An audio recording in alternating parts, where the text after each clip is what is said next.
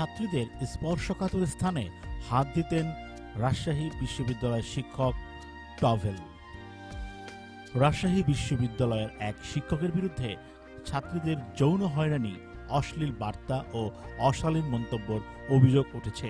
রোববার অভিযুক্ত শিক্ষকের অপসারণ চেয়ে বিশ্ববিদ্যালয়ের উপাচার্য বরাবর লিখিত অভিযোগ দেন শিক্ষার্থীরা।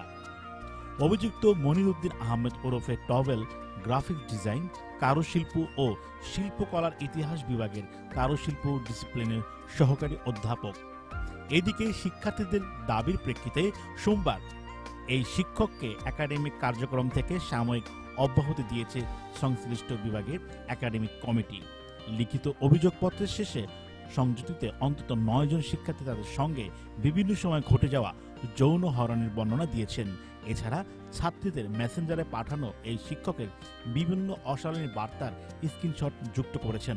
পাশাপাশি শিক্ষার্থীদের সাথে অপেশাদার আচরণ ও হয়রানির অভিযোগ করেছেন আরও 14 জন শিক্ষার্থী।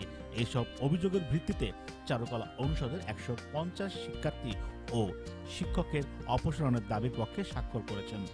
অভিযোগপত্রে শিক্ষার্থীরা উল্লেখ করেছেন, সহকারী অধ্যাপক মনিরুদ্দিন আহমেদ ক্লাস ও ক্লাসের বাইরে ছাত্রীদের যৌন হয়রানি ও মানসিক নির্যাতন করতেন।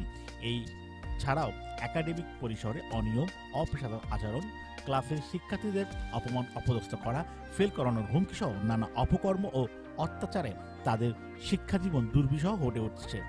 এই জন্য সুষ্ঠু প্রমাণের ভিত্তিতে ওই শিক্ষককে অপসারণ করে আইনগত ব্যবস্থা নেওয়ার আহ্বান জানান তারা। নারী শিক্ষার্থীদের যৌন হয়রানির বর্ণনায় লিখিত অভিযোগপত্রে শিক্ষার্থীরা উল্লেখ করেছেন, মনিরুদ্দিন আহমেদ ক্লাসের সবার সামনে নানা অজুহাতে একাধিক ছাত্রীদের স্পর্শকাতর স্থানে স্পর্শ করতেন। তাদেরকে অপ্রয়োজনে রাত বিরাতে সামাজিক যোগাযোগ মাধ্যমে ভিডিও কল ও যৌন ইঙ্গিতমূলক ভাষা ব্যবহার করে বার্তা পাঠাতেন। ছাত্রীদের শারীরিক গঠন নিয়েও অশালীন মন্তব্য করতেন। পেশাগত ক্ষমতা ব্যবহার করে তিনি শিক্ষার্থীদের অবৈধ সম্পর্ক স্থাপনের প্রস্তাব দিতেন। এসব অভিযোগের বিষয়ে জানতে সহকারী অধ্যাপক মনিরুদ্দিন আহমেদ ওরফে টভেলের মোবাইল নম্বরে একাধিকবার কল করেও হলেও তিনি সাড়া দেননি।